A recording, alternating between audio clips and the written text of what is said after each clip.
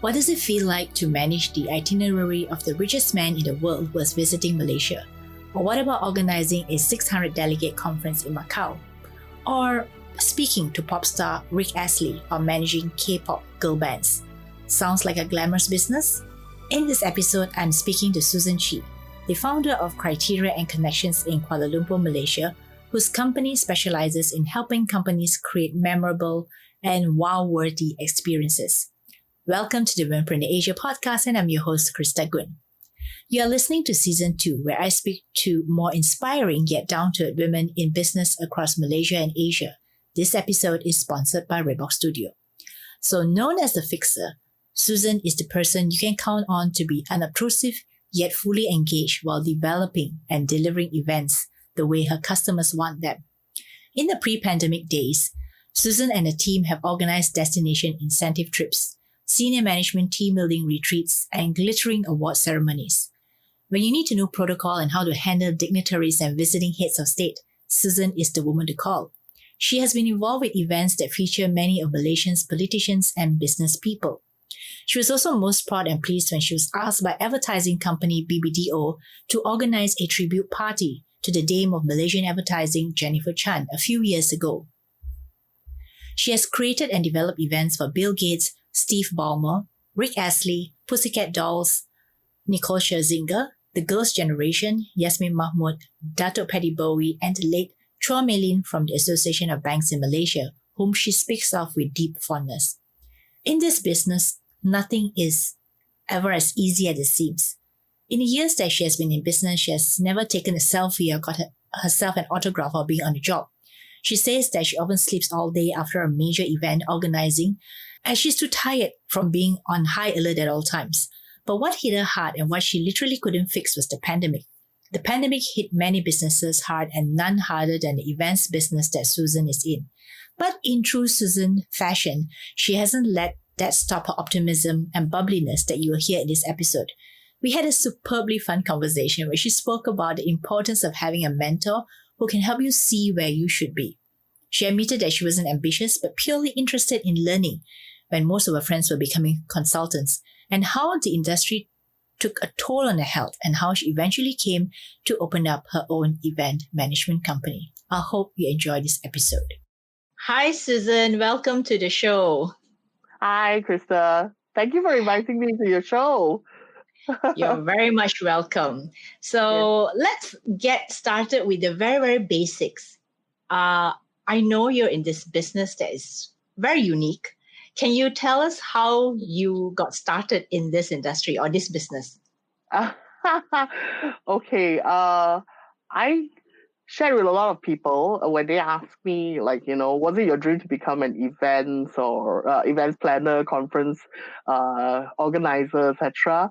No way in my life did I realize that I'm going to be in this industry, because how I started was I just graduated from uni, and I was just back from a vacation with some of my friends from Redang Island, and we joked that we were sending our resumes only after our long deserved vacation break in Redang Island, and we're not going to be caught up with sending our resumes to here and there and being very competitive. So we're going to take it slow, you see. So I did prepare some of my resumes. So immediately when I got back, apart from applying sending my resumes to some of the companies out there, I also put myself into one of these employment agencies, part-time employment agencies, So I thought a job won't come to me so soon. I would probably like to pick up jobs, like being a secretary, being a odd job worker, whatever, in some places, So I registered myself there, and then I got various types of jobs from there. I liked it actually a lot. I was secretary, a personal assistant to a few companies, and then later on, I somehow landed. This was supposedly a part-time, a temporary contract for about 3 months or 2 months, in HP, Hewlett Packard.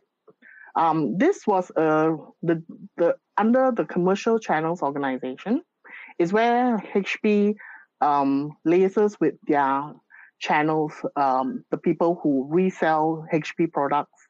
So I got the chance to be in this department organizing trainings for channel, prepare new product trainings for people who are supposed to get ready to sell, HP products. They needed they needed to know how to sell the product. What's the product all about? What's the special features, of the product. So that was how I was involved in that department. And my boss knew that I was going to be somewhat temporary in the job. And she knew that somehow she knew I had skills in different areas, like letter writing. So she said, "Oh, okay, I'm going to outsource it to you, the letters." Back then, yeah, we were sending physical invitation letters to people. Okay, can I ask you this question? Can I ask you this question? Why did she think that you'll be good at this kind of other skill sets? Well, okay. So that was the first time I was working in a corporate environment, typing emails. So my emails, obviously, it was worded, corporate-wise, professional-wise. I had no problems with it. So she sensed that, I had a flair for writing somehow. So she says like, "Hey, I've been like, writing this." Well, it was one of the things, to chase her for, "Hey, we needed a letter, for you to sign off. We need your letter to sign off, for this month's training, to announce to people, blah, blah, blah. So can we get it done?" And she is full of, things to do. So she said, "Hey, why don't you try to help me write these letters?" So I ended up writing all the letters in the end for the entire year that I was. Oh, okay. So it was supposed to be, 3 months, contract work. It ended up like 1 year plus. So I was. Did you enjoy the work? Did you enjoy the work? Oh, yes. I enjoyed the work because, it was very administrative. That role was a very administrative job. Out of school, then we didn't have access to things like Excel, Word, and I thought this is good for me to try to learn because we needed this, for my second job, So I did a lot of Excel, everything, mail merging, etc. I even use, Microsoft Publisher. I don't know if a lot of people are still using it, but I had a lot of fun, playing with it, and of course, I had a lot of fun with the printers, that you can get in that environment. I was playing with all the high-end printers, in HP back then. So yeah, I had fun. Yeah, and so the then how do you? environment. And then that was 3 months became a 1 year. And what happened after that? This is the thing. My boss, my first mentor, okay, can quote her, Evelyn. She's a very good with recognizing what are the skill sets you have, in the employee.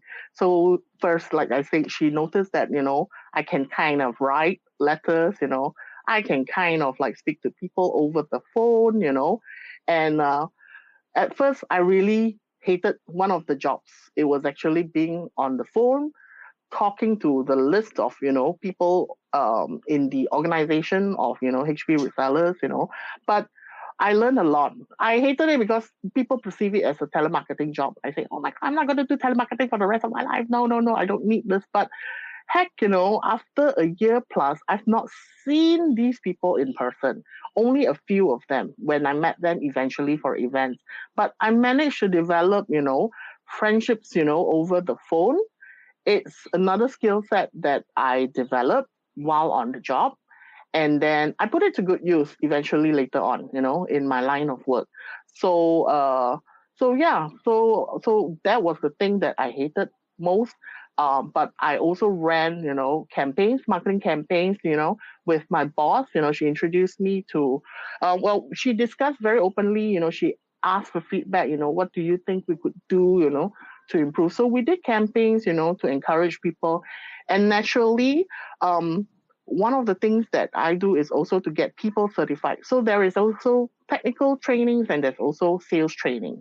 So technical training is more for people who are, needing to make sure that the servers work, the more high end, machines, So they actually are encouraged to take exams and get certified. So once you get certified, people know, oh, okay, which company, which reseller company to look for, to, because they have a certified, person that can service, this server, etc. So again, I was developing relationship with a lot of technical specialists, from various companies, north, south, east, west, So I knew most of them, and I told them, hey, you've got like a few more to go, and then you get certified with one cert and then another cert. And then at the end of the year, based on the program that we are running, we see how many certified technical professionals we have. And then after that, we give them an incentive trip. We organize incentive trips. And in that incentive trips, it's like a mini conference, a mini technical conference. We invite experts, to share about the technologies that is happening around the region, and what else, to look out for, blah, blah, blah.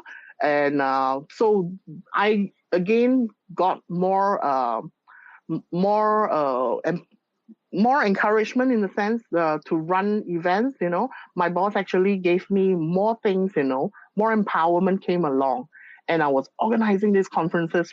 For 20 over people, to about like 200 over people, to about like 400 people. For launches, and I thought it was like big.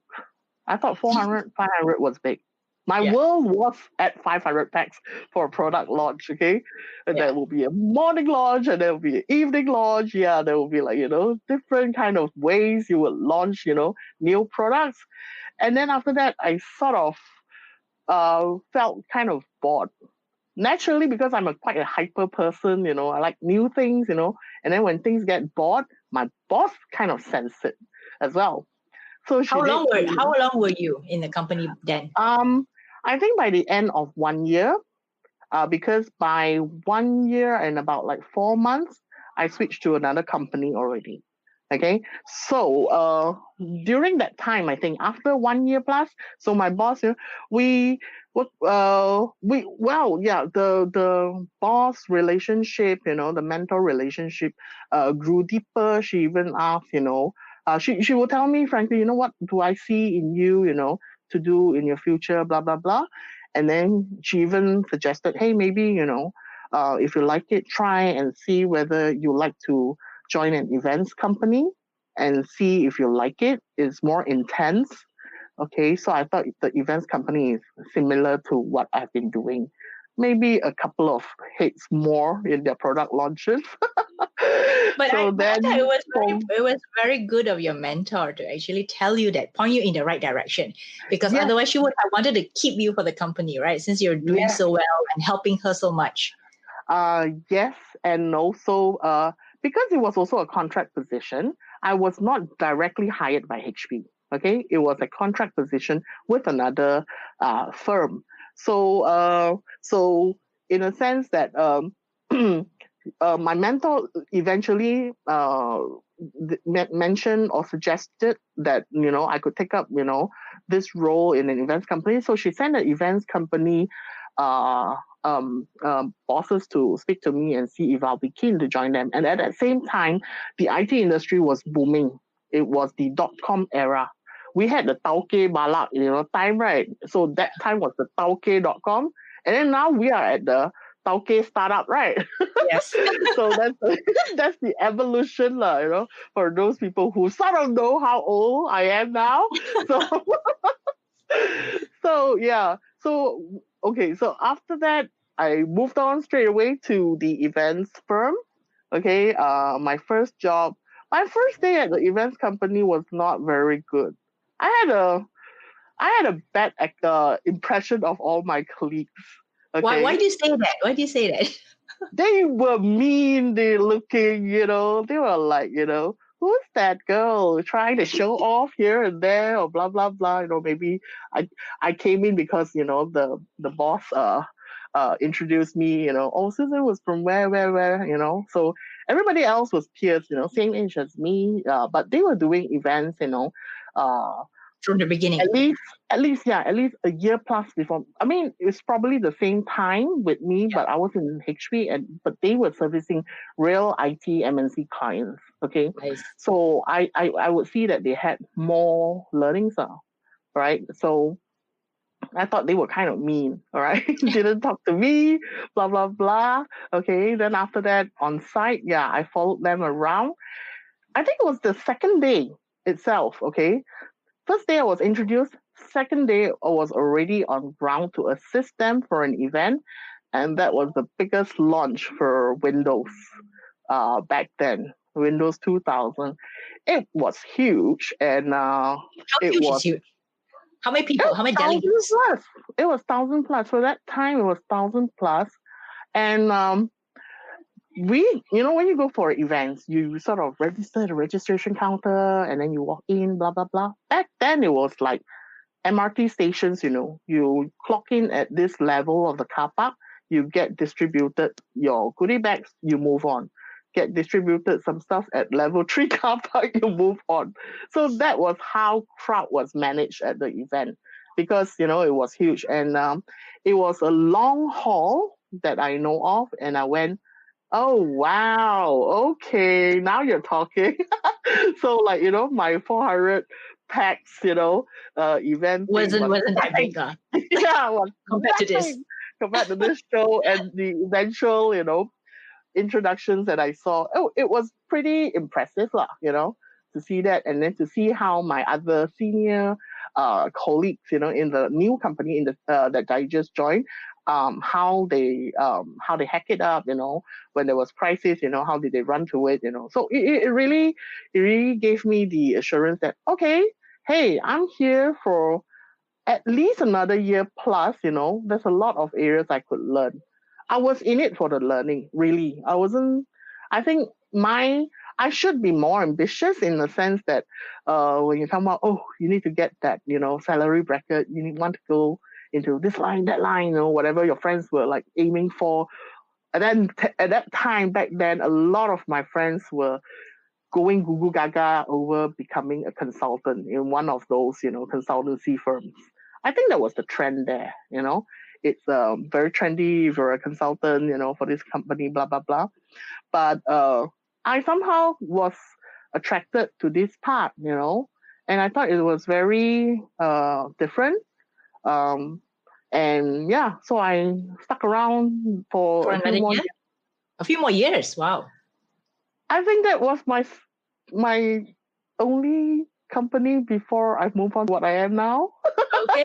What So I'm doing you now. were there for a couple of years learning, right? More, yeah, I think I stayed for a decade plus. Oh, really? Okay. Yeah. Okay. Well, that's long. That's Yeah, long. because that was I think 12 or 13. I stayed for 12 and 13. And then when I left the company, I continued to work in the company on project basis, because that was trending then also, project basis. And naturally, that was also the reason that I wanted to do things, based on my time. I didn't want to be committed to the company, managing staffs, managing clients, managing revenue, managing my own schedule was already hard enough. And I also started to see that I was getting very tired after overseeing every single event in the company. So it took a toll on my health. Okay, so and I decided to quit for a while and nurse myself. So while that happened, so I told my boss, no worries, you just let me know if there is another assignment, that you need extra resources, I can still hop in. So I was doing that for a couple of years for my ex company as well. So yeah, How do that's you, how in the I end, got myself get involved. into it? How do you get yourself into Okay. really starting it? Like after the projects, Okay, after the so assignments. Yeah. well, yeah. So I decided, to my career in the company was pretty good because I was exposed to first. All of us learned what the role of servicing is, client servicing is. We all, as agencies, we manage an account. We have client servicing girls or guys, to catch up with clients, and sometimes we're paired with, different clients based on personality as well. So that was also learning there, and then we all brainstorm about what kind of projects to execute for the client and present to the client. So, and we created successes with the client. That was the happiest things, lah, and then we rejoice after that, with celebrations. Then after that, I decided to take another break because it was also very intense. It's not all the time that I have good clients. I have nasty clients. I have uh, wicked witch of the east kind of clients. Luckily I'm not naming them here, but they probably don't know that I called them the wicked witch of the east. So it was pretty toxic, and at that time we were all not, I wouldn't say all, a few of us, who were peers. We had enough of client servicing to want to do client servicing again. So then, okay, then, we had counter offers from our supervisors, from our bosses again, hey, how about, leading this project? How about you do this and that? So finally, when I took that break, I took a break to go to the US to do a summer camp, okay? To become a camp counselor in one of those summer camps you see in the movies. Yeah, they exist. So I had a sabbatical of over 3 months there. So after I did the summer camp, when I volunteered myself at the summer camp, I also took a break traveling because I didn't travel so much during my working days. And I did a lot of traveling actually when I was studying because I was heavily involved in student conferences. So then all that came back to me again, all the traveling. And then when I was back, in back home in Malaysia here, my boss asked again, so what would you like to do? At that time, I was still not interested to go back into the company. But I was thinking, yeah, there are still things that I could learn in the company. So my boss, and actually, apparently, she told me that the position that she had suggested for me, to entice me to go back, was actually not actually thought of by her. It was actually thought of by her husband, who was actually someone from the military background. Okay, so he actually suggested that maybe you could offer this role, which is actually the procurement role. Okay, we call it the marketing service, the procurement role in the events company, where there are liaison with the hotels, because we need to buy hotels, for events, buy venues, source for, creative, gifts, services, different suppliers, we don't want to be the same old suppliers. We want suppliers that know how we deliver our customer service, to the highest expectations, and we want to work with a variety of suppliers so that we are not, always tied more down to only innovative one. and more Yeah. innovative, creative, right, Yeah. with the way you deliver. Correct. Yeah. Innovative and creative, and also client suppliers who understands us, why we do certain things like that. Why is it always last minute? Because we are in the business of last minute.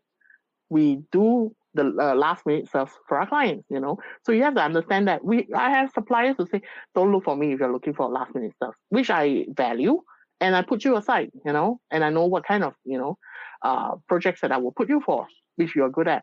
So this was according to my my ex-boss, and husband, how the military, when you need to send a troop out there to war, you need to have in the back at the back end someone like a quartermaster to put the supplies in place, to make sure you have your artillery artillery, your uniform, etc., so that you can go to battle. So in that sense, that was the role that I played, and I enjoyed it a lot. I really enjoyed it, and I was servicing the entire office, all the directors in the office, because each and every business account managers, they manage different clientele. Okay, so different clientele has different needs, different budgets as well. And you will notice also that they like certain things, so we look for certain things for the clients. So it was nice because then I started building a team of people that will help me prepare for these team members, so that the other team members can be solely focused on servicing. This was actually a good model in the company. But then this actually evolved because events company are most of the ones here in Malaysia are kind of, we start small and then we grow, okay? I am very proud of my ex-company in the sense that we grew in that direction. We were very open at what we need. We contributed, our opinions. And even, my boss had the suggestion from her husband about my role. So I thought that was kind of unique. Yes, and I agree with it. So I like to thank, my boss husband for creating that role for me. You can name him if you want. You couldn't name the which east, but you could name your ex-boss husband. Yeah. Dr. Zara. Dr. Zara. My boss is Latin Teresa. Ex-boss is Latin Teresa. Yeah. I'll share with her once this, podcast is live. Okay. So then how I eventually decided to start my company. It was because after that, going into procurement and everything, again, it was very tiring. I have to oversee all the clients, on behalf of my directors as well to make sure things, run smooth. And it was starting to take a toll on my health. So there was an occasion where I totally do not have my voice at all for the entire week. I could have my voice on Monday, but by Friday I don't have the voice anymore.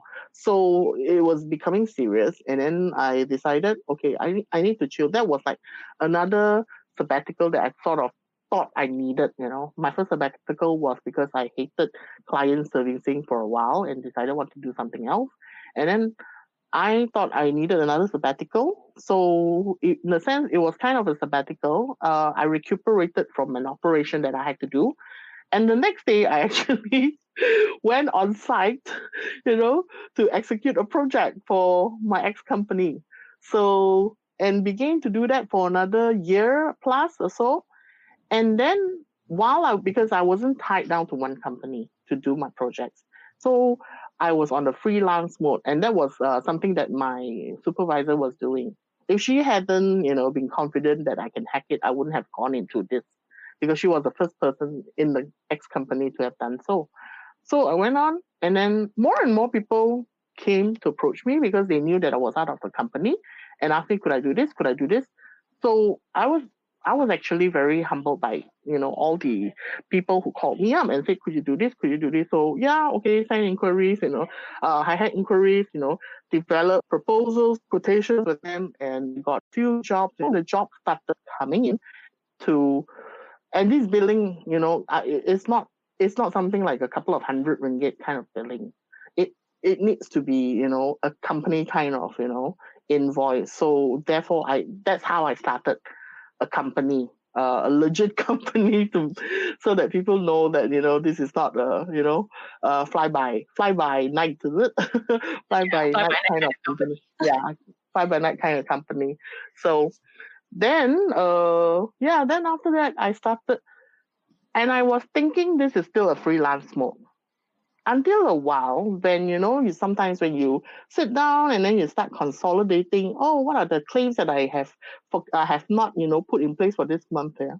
So I was scrolling and I was looking at my list of clients. I think, hey, what the heck, I have quite a portfolio. I have quite a number of companies that I have done work for. So this was becoming, well, to me, it became big when I didn't think it was going to be big. I was looking at it from a small, manageable perspective. I won't say that I'm totally big, Yeah, but would you say that the business came to you in the early days? You didn't really have to market yourself so much because people knew you? Well, no, I did both actually. I did what the America's Next Top Model would do. I have go-tos. I have go-to, when they have to send portfolios out, they send their pictures, to clients, prospective clients. I was doing that. I was actually when I met someone, from some cocktail event in a hotel or whatever, and I felt like, oh, okay, we could connect again, and then say, yeah, make sure that let's connect. So I would make sure that whoever that I said that we're going to connect again, yeah, let's connect, and I will come back to them officially, via a meeting. I'll schedule appointments. Hey, let's meet up. Because they will always ask, so do you do this? Do you do this? Everyone who approach me when they realize that you're an event planner, event organizer. Do you do this? Do you do this? I say, oh yeah. It depends, blah blah blah. So then the conversation took off like this. I say, maybe we can talk at length, because in a cocktail reception kind of environment, it's too much lah to And too much to figure it process out. also. Yeah, too Because much. people are just there to meet different people, and then they can't remember your name, right? Correct. Let's have the liquor and all that. Yeah. Don't process too much about what we do. I'll meet you on a separate occasion. So those were my go-tos. I have my go-tos, and I also have my. Thank God I have word of mouth referrals, mostly from my friends and some clients. Some clients who say, "Hey, now you're out of the company. Hey, maybe you can do this. I'll connect you with someone." So yeah, whoever they say, I'll just make sure to be polite that I connect with the person, because this is after all referred by my ex-client. For my client to have referred me to someone else means that they have trust, and I don't want that trust to go down the drain this way. So I'll just make sure that I follow up, whether it works or it doesn't work. There'll be something else, and who knows, if it doesn't work with this person, right? This person might refer me to another person. We won't know if we're meeting anybody. We won't know if we are meeting our future father-in-law or mother-in-law. That's True. my True. That's your contract. That's your principle. yeah. Even if we get into a road rage, you would not know whether that's your future father-in-law, mother-in-law, your sister-in-law, your brother-in-law. But that's how you marketed yourself. But did you see any challenges? I mean, in the early years? Yes, because processing inquiries takes so much of time. Because when we are not you can put 10x and how much is it? 5x is how much, We develop proposals, we develop creatives. All this take time, brain power, and also the way to articulate to the client, to present it, especially if it's a pitch. You need to stand out from the rest of the other people who are also submitting pitches. We're like the advertising agency, but the events portion, advertising agencies will have clients place deposits, for pitches, so that at least, that amount, can be the amount that they use, to develop their creative. Events companies, we don't. And sometimes, unfortunately, we're not as advanced as the advertising agencies to be receiving deposits like this. We have all these companies who will be asking, 3 quotations, and they want 3 proposals as well. You spend time working on the proposals, and then these companies have actually decided from the beginning that they only wanted this company to do it. So you started recognizing, hey, these guys, they approach you, they are the same people who will ask for some of your ideas, and they will take it away and run it with other people. So we're a bit more cautious in our proposals. That I learned later on, not to be too divulging or to be too perfect in my proposal. I'll just give an overview how it is. If you like it, we'll develop further from it. If you like it more, sign a contract, put the deposit. Yes, then I will give you, what you really, see from our proposal. This is the hard part. There are so many of us who calls ourselves event organizers out there, but everyone have their own specialties, their niche products. Niche, also niche areas that they serve, right? Yes, their niche areas and niche products. So we don't have to be competitive for the same item, or we can, but clients also eventually will think in their mind, like, for this project, they need someone with this kind of skill sets or that kind of skill sets, they know who would suit, the project better, they will award it, to that company eventually. All I want to say is I wish clients are more transparent, don't waste our time, because some of us are really serious with our ideas. And it has happened to me, it has happened to me like, 3 occasions, that I have submitted my proposals to third parties, people who are directly servicing the client, but, they ask you to quote, so we are the suppliers to that person, and then that person is the supplier to that final end user client.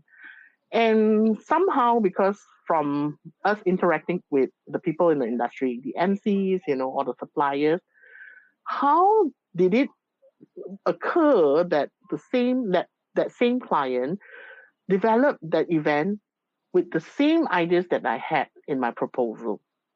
Obviously, I mean, I could kick up a fuss and blah, blah, blah. Of course, my proposal would have, things like, you can't reproduce this, unless you have a written permission from the company, But all these are hearsays, they could say that, no, you have the same idea, or we had the same idea, as you. We thought of the idea first. Right. Yeah, but it cannot be right at the dot, everything is the details, so identical. Right?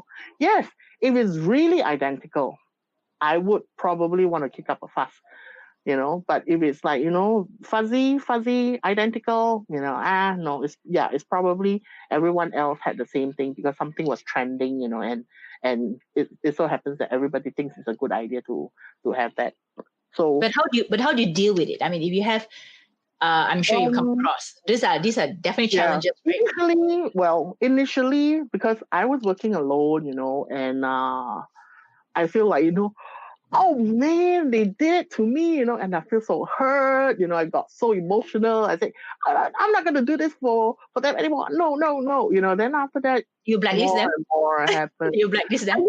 I do have my blacklist, more like, my eye roll list. Okay. Like, these people will run helter-skelter. I need help, the last minute, blah, blah, blah, but I learned not to trust them anymore. So if I could do it, if I could spare time, yes, okay, let me see what I can do for you, but I'll just pick my finger and then I'll drop the handkerchief.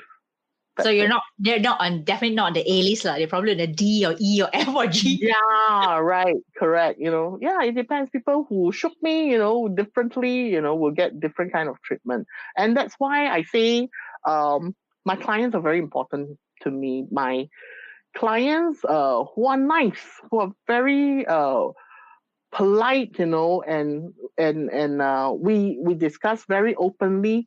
They are my favorite clients, they know me in and out, sometimes I'm late for anything, they are okay with it. I feel so, I feel so embarrassed sometimes, but other than that, yeah, they know me and they know what I can deliver and what my team can deliver. So they actually go to the extent to assure their other team members, oh, don't worry, if you don't see Susan has another team member that you will see, blah, blah, blah. When we have all those, event debrief, or briefing to the staff, before a big event happens. So, okay. So, yeah.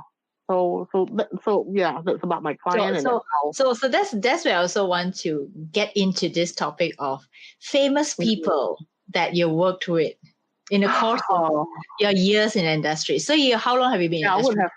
I would have, don't dare to count, man. A lot of years. A lot. I think, it has been 20. Well, 20? I guess 21. I really counted now when you said that, because Windows 2000 was my first project with the events company. This is year 2020. And I started work a year before year 2000. So 21 years in the industry. Years. Yes, that's crazy, man. Yeah. So who are the famous people that you worked with? I would love to hear that. And I'm sure people listening would love to know what kind of people, the event organizers and Oh conference gosh, planners work with? Drop some names. a lot of people, a lot of people. I can drop their names, but I have no whatsoever influence on them. uh, people like Tony Fernandez for sure. Back then when he drives his own car and I have to carry his own bag, he didn't have anyone. Tony Fernandez, Tun M, of course, all the prime ministers that served us. We have, in fact, all the existing prime ministers that we have, all the politicians in Malaysia, naturally lah. And because we were servicing a lot of IT MNCs back then, okay, all the big guys, from companies like HP, Microsoft, well, the richest guy in the world, and subsequently, after Bill Gates is Steve Ballmer, Mark Hurd, a few more all of a sudden. I can't remember all their names when you ask me. How about musicians? A lot, huh? Musicians, singers. Oh, okay. Oh my God, I can't remember. Okay, yeah, all of a sudden I can remember now that you mentioned. His name is Josh Hartnett. Is it Josh Hartnett, the guy who starred in that movie where there was a bomb, at You're asking me. Hawaiian island, Okay, met him from F1 events. Yeah. Rick Astley. Oh my I God. spoke to him, and I realized that how come he's shorter than I expected him to be. I was probably wearing heels, but I was staring at his eyes and I realized that my eye level was going down. How did that happen?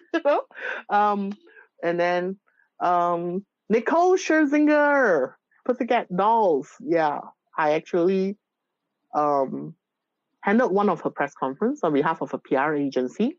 And also the girls' generation, because of Nicole Scherzinger, there is also the girls' generation SNSD, the K-pop group sensation back then.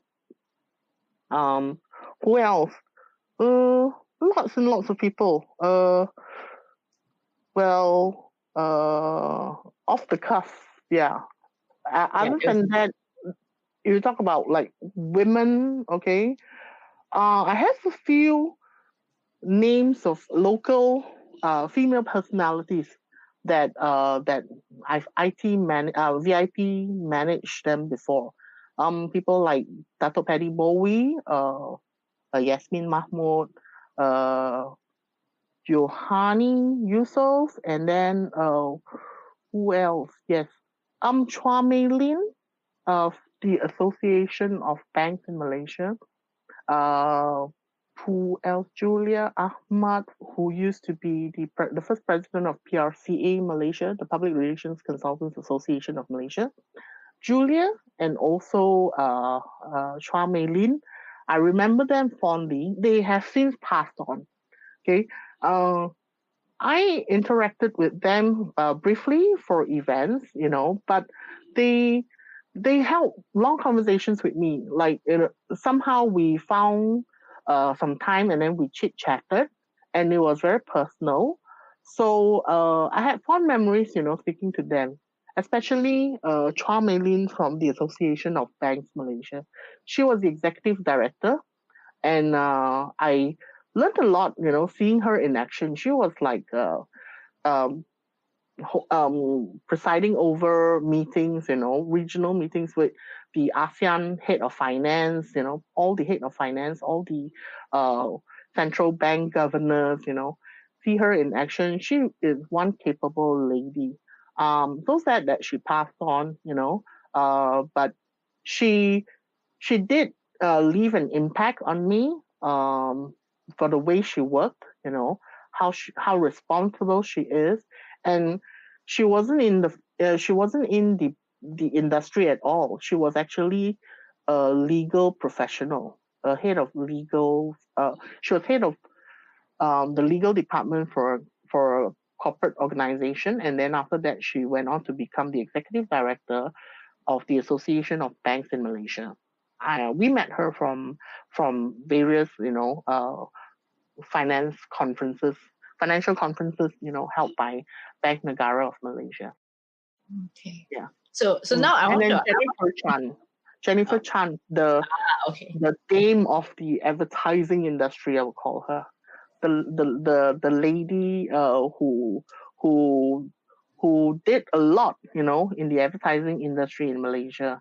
I was privileged to actually to be approached by BBDO Malaysia to organize a tribute party for because she was leaving the company, So we did a tribute party for her on behalf of BBDO.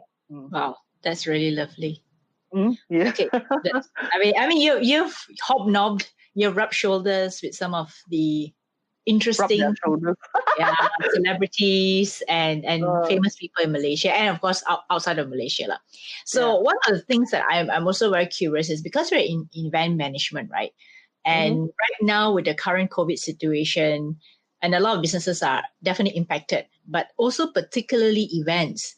So how are you handling this pandemic business-wise? Oh gosh, it is so trying. Yeah, this couple of months, it was so trying. But I continued to write emails to my clients to tell them about. Well, coincidentally, Malaysia was still gearing to anticipate international tourists, international visitors to visit Malaysia for conferences, official conferences, in Malaysia.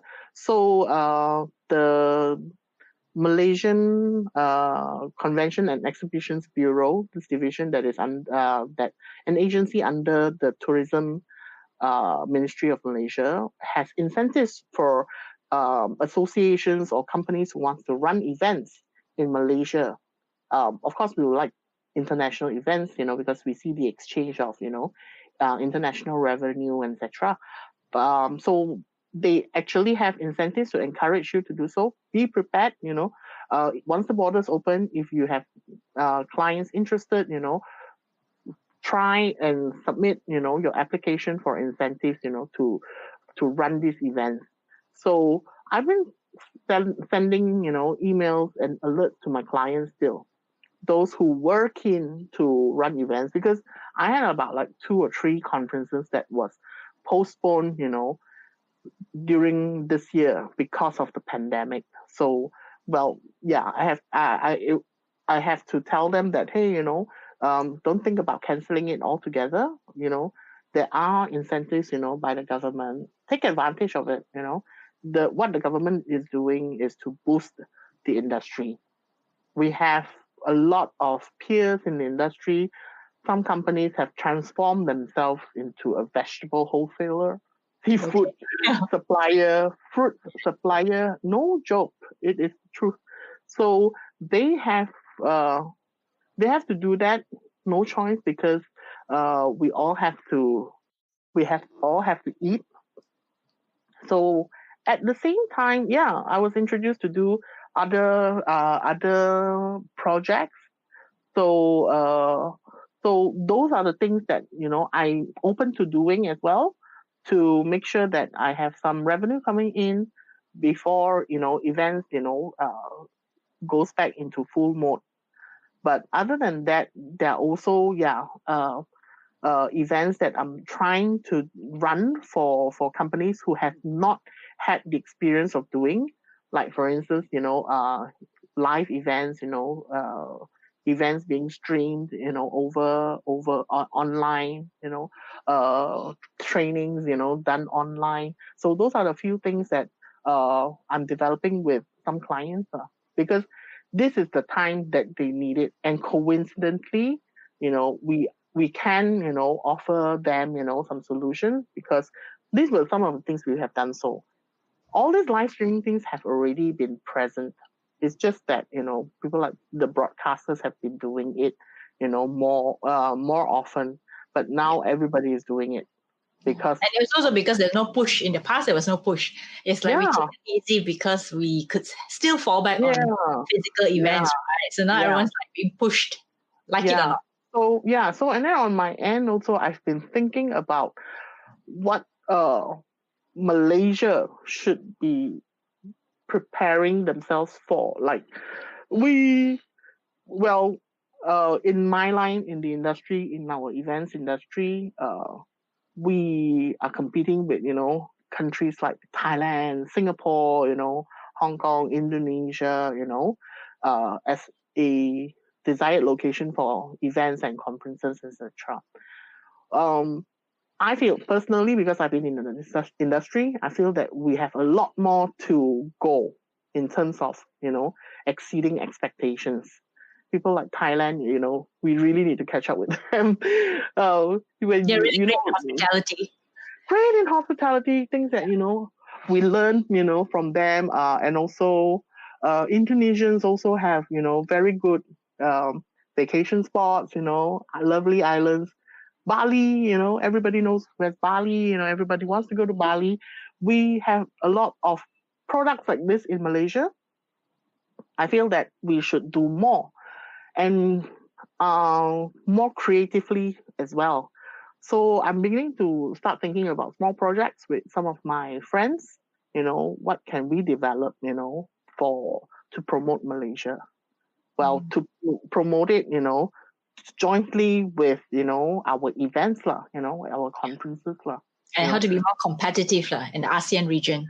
Yeah, like, sometimes people just fly in for conferences and then they fly off. Yeah, you can take them, for half-day tour, sightseeing. You put them on a CSR, project. Yeah, this is the same old, herbal shop remedy. Like, the Chinese shop, they say, just go there, zap yok ah. What you call it is just pick, whatever herbal medicine that you need to concoct that herbal brew. So, for me personally, I want it to be more edgy, more creatively delivered to the client. Sometimes, More on the experience side, right? Sorry, yeah, More on experiencing. more experiencing, and then sometimes it's also working with our own Malaysians. We tend the hospitality industry sometimes, I won't say all of it, sometimes, are too complacent, are too comfortable with what they have. So they don't up it, they don't up their game so much because basically nobody has requested this before, so we don't need to do that, and they don't understand why we want to do it. But yeah, so it's overcoming this kind of hurdles. That so yeah, so those are the things I'm trying to do as special projects lah. Maybe I call it the pet projects, yeah, and then looking out for different kind of CSR projects that eventually, if we want to, it to be part of an events, events kind of slot. What are the kind of CSR in Malaysia that we can allow, for international visitors, to partake in? Sometimes, people think like feeding the homeless, we shouldn't do that because it's giving a very bad, impression of KL as a city. Yeah. So things like that, yeah, you're a bit cautious, but there are also other things like, building a library for the children in Orang Asli community, etc. Something that is different. Okay, so now, those things are coming up, right? Mm-hmm. In the planning, the pipeline, and all that. So now I want to talk to you about something that's a little bit more personal, if you don't mind. Mm-hmm. Okay. So I want to ask you, if you could turn back the clock. So you just told me that 21 years in the industry.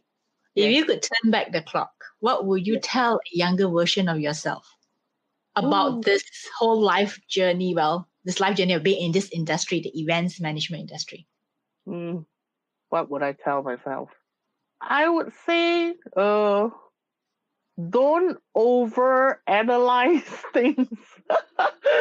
Yeah, I would probably, I would tell myself, okay, yeah, this is still good industry to go. Okay, you won't know where it leads you to. you don't know that you'll end up loving, this industry that you're in. Okay. But I would say, if you can speed it up, your learning. I was spending too much time over analyzing certain things. I was, being an OCD myself, at certain projects. I think I spent too much time in one area, or probably my supervisors noticed that I was spending too much time analyzing things. I could overanalyze something very, very much, right?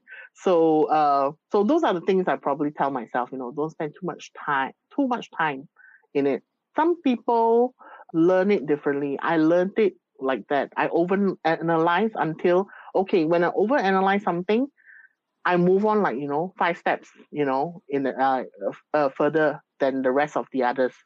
So while I kind of say that it is something that I must do, it is part of the cycle of learning, but I wish I had, speed up in every aspect, and heck, who knows, I would probably be running a multi-billion, events management company, across the region and the world. So yeah, so that's what I would have said to myself, my younger self. Yeah. Okay. Now I'm going to ask you this other question. What are you no longer afraid of? What am I no longer afraid of? What the clients think about me. Yeah. Okay. You get me? This is it. I was very cautious. We were very cautious about behaving ourselves, in front of a client, so that the client think you're smart, intelligent, and not stupid and say the wrong things, When we're young, sitting in a boardroom with all the, stakeholders in the meeting, in the MNCs, we want to come across as pleasant. We come across as, value adding, all those terms. Nice. Value adding, being strategic, in your questioning, know where to come in, know where to go out, So now I say the stupidest stuff to my clients also. Like, one time my client said, can we not, pay this, license fee for, music copyright? Well, when you need to have music, that were produced by artists, and musicians, you actually have to pay a license fee, a one-off license fee for every event. Then you can play an Ed Sheeran, you can play, Sheila Majid song, etc. So my client was asking, can we not pay because, the budget's quite high? Oh dear, I'll say, yes, we don't have to pay. Yes. I could come up with a solution. I could sing a cappella for you. How about that? Yeah, my client just burst out laughing. He said, okay, maintain it in the budget, since Susan says that is a really cute response. That's a really cute response. In a way, yeah. So I told them, don't get mad at me, but it's a way of telling them we have to respect, the music copyright. Maybe we could take savings from other areas in the budget, but this is something that we have to maintain because this is a grand launch. A grand launch will need, a variety of music. If this is just like a normal seminar, for half a day, I would think you don't have to play this music. You just play any, audio recording that you can actually buy also, but it is actually also a copyright, but you get the approval from the artist. You just play those tracks instead. You don't have to pay the other, the international singers, musicians, tracks. So wow, yeah. Interesting fact. Didn't know that. I knew you had to pay for licensing, but didn't know there were other alternatives, so other ways and means of getting around it. Oh yeah, a cappella. You're right. yes, a cappella. Okay, yeah. What about an unusual habit that you love? Habit? Or you have an unusual habit that you have, or you like doing? This is what we call occupational hazards, is it? Whenever we attend events, okay, of other people, okay, organized by other people, when you're an attendee yourself, you're not the organizer, we tend to be very scrutinizing. We analyze, how they're doing this event, we take notes, how they did it well, how they did not do it well, and sometimes I feel like telling myself, well, my colleagues themselves share the same thing. we tend to do that. We tend to analyze people's events because it's like a sickness in us. When we are in event professionals, we tend to compare other people's events with ours. And we end up taking notes, oh, maybe we should do this, maybe we should do that next time. Oh, good idea here and there. So, okay, yeah, it's always learnings for us when we attend other people's events. But I would just like to say, stop it, just enjoy yourself, just be an attendee, okay, for God's sake, yeah. So and not observe and critique. Yeah, correct. Yeah, no critics. Don't criticize so much. Sometimes when blunders happen, I would even sympathize. Oh man, I feel for that person. I feel for the organizer. Yes, I feel for the organizer. Oh man, this is gonna come down really bad for you.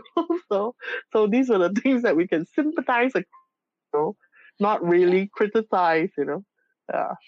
What about a personal goal Yeah. that you're currently focused on? Maybe let's not talk business anymore. Let's talk about personal goals. Any other personal goals? Yeah, you have in mind. Personal goals. I have so many things that I don't know. They are called mini goals. Okay, talk about mini goals. Large goal. I have mini goals like things that that I could do. For instance, like impart knowledge on to others. I think it's the thing with aging. When you come to a certain point, you realize that, you have some kind of wisdom to share with people. Or at least the mistakes you made along the way, right?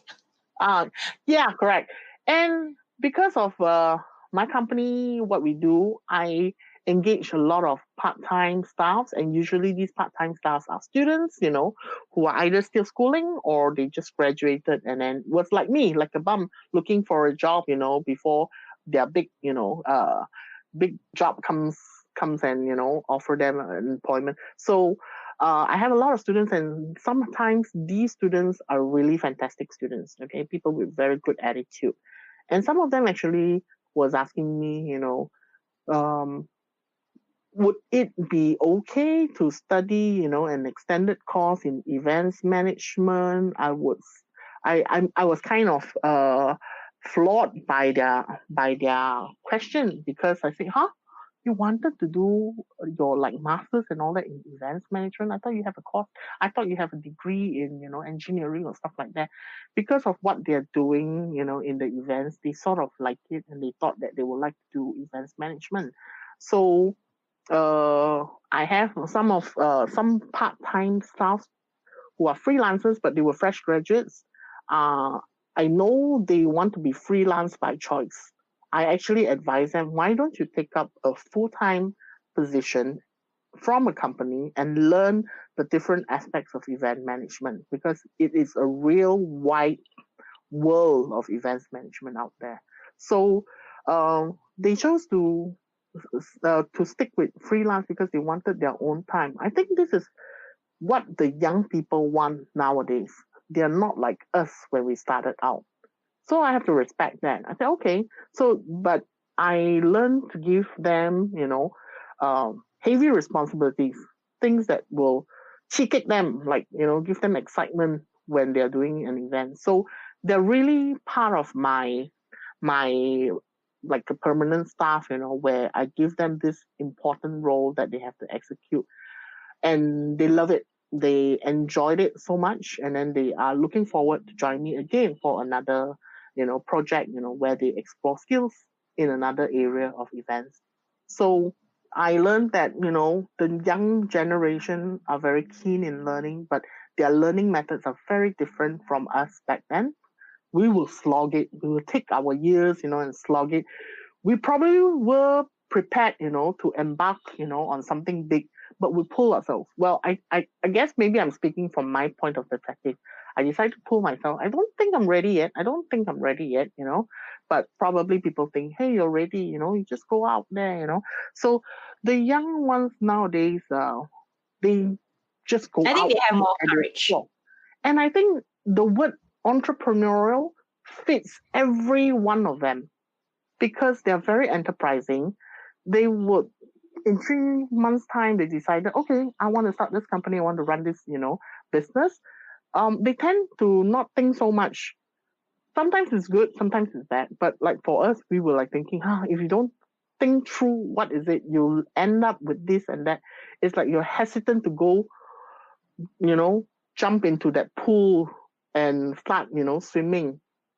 So you give that kind of hesitance to yourself. But for the young ones, I admire them for having this courage that I don't think I have, at their age, So I like to impart this kind of knowledge to them. So mini goals, if I could do that in small events, where I hire students, I would like to share what we have. I've learned, with you guys, because apart from skills, the skills like, being technical skills, being good at your job, being good at Word, document or Excel, all this, you will also need to have your social skills. Now, that is the part that the current generation may lack a little bit more because they're so into gadgety stuff, so into digital trends that things They that forget about talking. yeah, They forget about talking. Correct. And socializing with clients, and laughing with the clients and really have a deep personal relationship with the client. These were the things that we nurtured over the years. I think I would say a decade for me, to be able to 21 nurture years, some good Susan, 21 years. 21 years. Yeah, 21 years. Exactly. So I won't say I have a good connection with everybody that I meet, but it's all about learning. And then it probably take me like 5 or 10 meetings, right, to only get that person right. Hey, you're not so bad after all. I can work with you. It takes me this long, to realize, working with this person can be fun, but I have to overcome these kind of hurdles. But for the young ones now, they may not have that kind of knowledge to develop their social skills. Probably in different industries, yes, they'll be exposed to that. In our line, we are very related to hospitality. So that is also something that I think the young ones need to learn. And in fact, when we were hosting clients for lunch, for lunches, for dinners, there are table etiquettes that the young people were not aware of. And I actually have to pull back some of my team members the last time for not realizing things like this. Okay, like for instance, I would tell them that if we have invited clients, to come to the restaurant or whatever, I would need to place them strategically. Like, you will need to meet them. Somebody will meet them at the entrance. Somebody will bring them to the table, and then we'll have, who at the table so that we can have, conversations with those that are early arrivals. And then once everyone is seated, make sure when food is, well, like a Chinese course, when food is delivered, you don't stand up and then scoop the first dish to your plate, You should be the one serving to your client. You should be the host, right? Yes, we are the host. Things like that, little things. These are the social skills we learn, okay, through observing or, seeing what, our mentors do. Yeah, I'll be scolded, what our mentors do. We learn from there. So the young people, may not have that because they're probably the young leading the young. Because a lot of the startups are led by young people, This is a joke. This is a joke that I had with a friend. It's not a joke. It's actually a comment I left on a Facebook page. Is that she was also quite upset that some of these people, when they come and get, they want to apply for internship positions at a company, they don't really have the right phone etiquette. Oh, yeah. Talk about that. We always joke about the resumes. The resumes being copy and paste, dear, space a lot, comma, and then after that, everything is the same thing applying to the same company. They actually leave blanks at the top there to fill up the company names in their handwriting, but everything else is typed. So things like that also they're not aware of. And so when we were having these comments on Facebook itself, she said, maybe we should have a finishing school. We should start a finishing school together. Exactly. I think the finishing schools kind of classes, right, was much more common back then for us. I remember, well, back in uni, we had career fairs. And then part of the career fairs, you have like, side workshops to teach you how to prepare a resume, how to deliver your resume, and how to present yourself at An interview. interview. Yeah, job interview, how to dress yourself, for an interview. So those were the things that we had. We knew that we didn't have those kind of knowledge, but we wanted someone like an expert to teach us to do so. I'm not sure the young ones will think about that or not. They probably Now, think no need. We will just get by with what we have. I think another mini goal that I would have is to sell, services in this area to the young generation and tell That's them a that. good one. Yeah, Good one. right. Oh, that's a good brainstorming. Talking about education, favorite book. Favorite book? You thought, can you pick one favorite Okay, book? this is off the cuff. I'm not answering the question, but I just like to share. One time I was kind of very intimidated by um by another person from the hotel industry. Okay, we were actually hosting our client on a site inspection of a hotel, the facilities, to see whether this facility is suitable for the conference that the client wanted to, host. Wow, the event that the client wanted to host. So it was the hotelier, me, and the client. All right. So the host, the person from the hotel, was actually a very young person, young sales member, but he was a management level. Okay, I don't doubt that he has he has experience, and he has top sales, record, etc. So he was a fun guy, leading us, on the site inspection and everything. I was intimidated because every question that he asked is a very intelligent, intelligent question, like things to, like I say, things that trying to show that you're actually a very knowledgeable, Well read. well read, very cultivated, personality, oh, okay, been there, done that, that kind of stuff. So okay, I was keeping myself quiet, So then after that, we ended the site inspection, and then we sat down for lunch. And then while waiting for the food to come, so again, the question came, from the hotelier to the client, and myself, so what's your favorite book? He asked the question, the same question you asked, what's your favorite book, So my client was asking, I'm reading this, and that. I was wishing that the question didn't come to me. Okay. I'm kind of bad at, keeping tabs of, the books that I read, right? My last book, I think, was The Geisha. Yeah, and I like that book a lot, actually. Talk about it.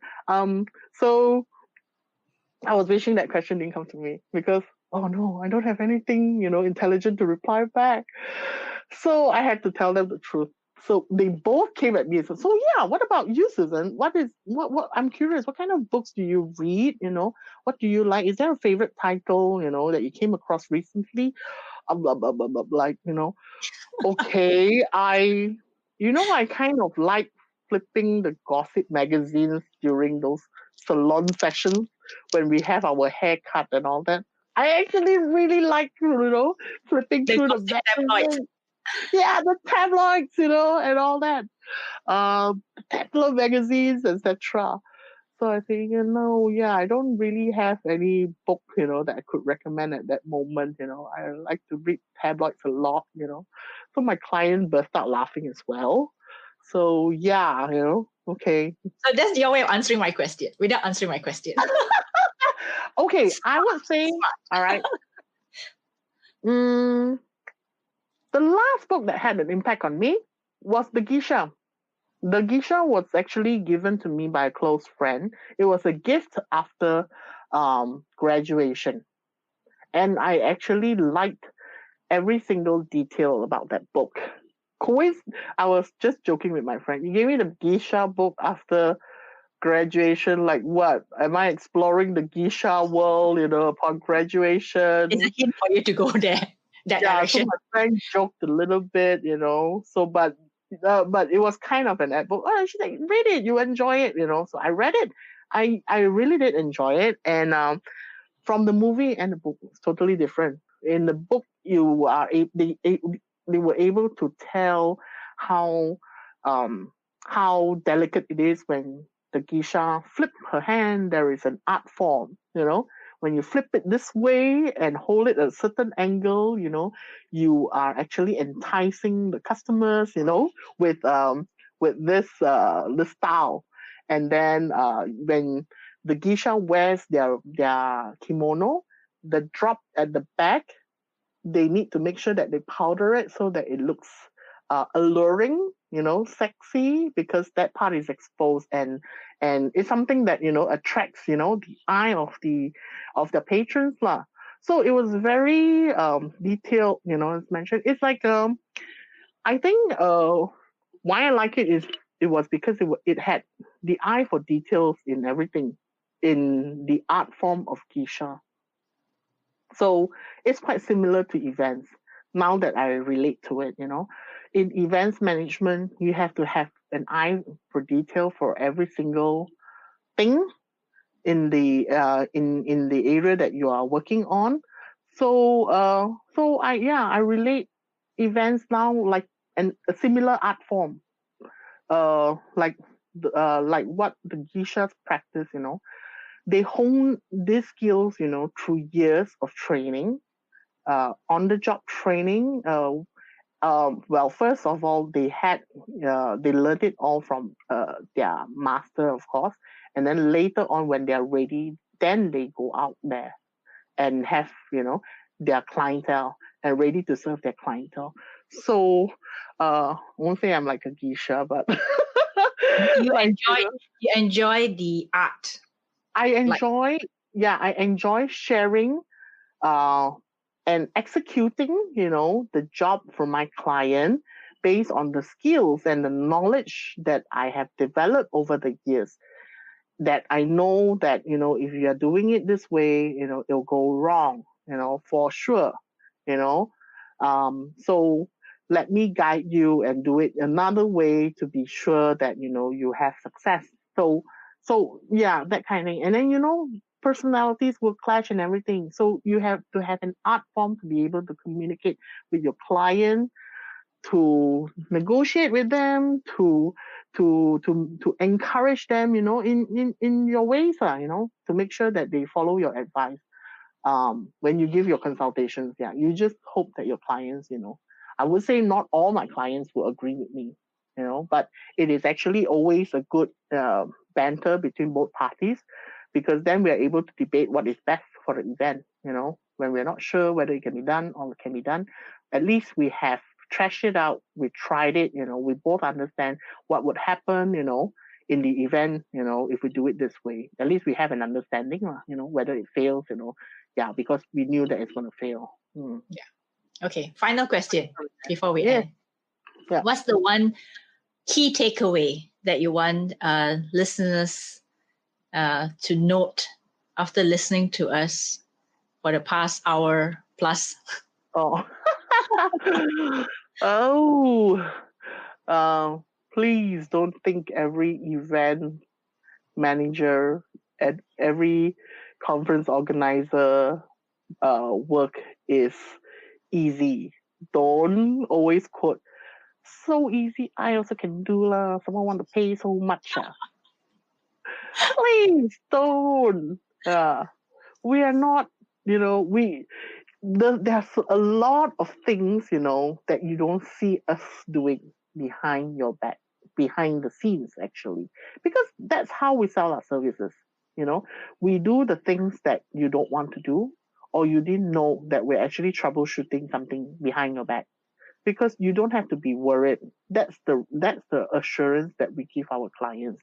If we were to list out everything, you'll be so bored, I troubleshooted, blah, blah, blah, blah, blah, blah, blah, blah, blah. No, we don't do that.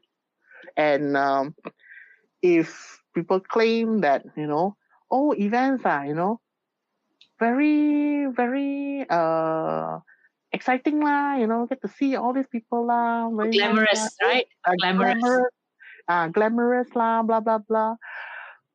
The itinerary that we were managing for the richest man in the world back then, okay, I handled, I led that project, but every area, we were busy looking after every area, talking to our peers, who was in charge of the area. Is this done? Is that sorted out? Is this done? Is it sorted out?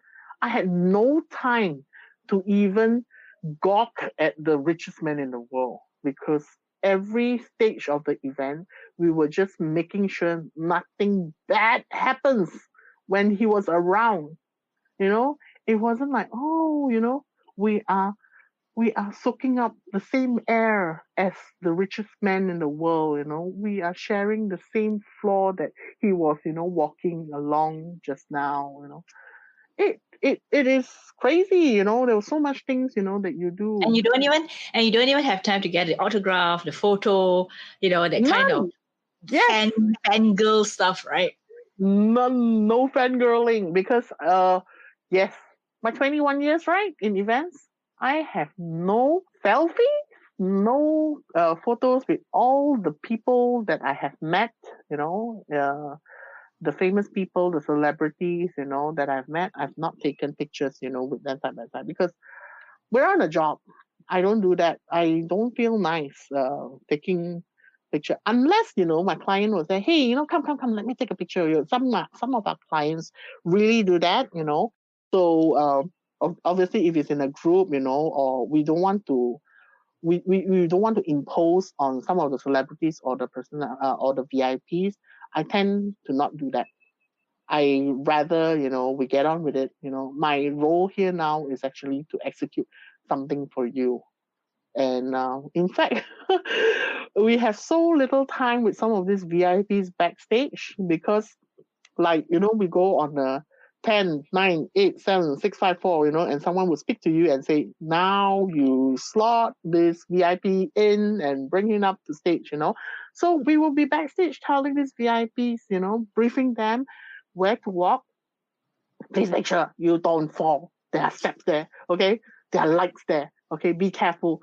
We have to remind them all this, because it's very precious. You don't do these mistakes, You don't make your VIPs fall off stage, or they look blur when they're going up on stage, don't know which seat to take, So yeah, most of the time I'm backstage. I'll be telling the VIPs the same thing I'm telling the 10-year-old kids, at a school visit, okay? Please make sure you sit on the left-hand side. Who is sitting on your right, Who's the person on your left? Who's the person on your right? And when you go around your seats, go from the back, and then take your seats in the front. Don't go and cross, and knock your knees at the coffee tables in front of you. Oh yeah, the coffee table, we have water for you, and there is a straw for you in case, you think that you might spill.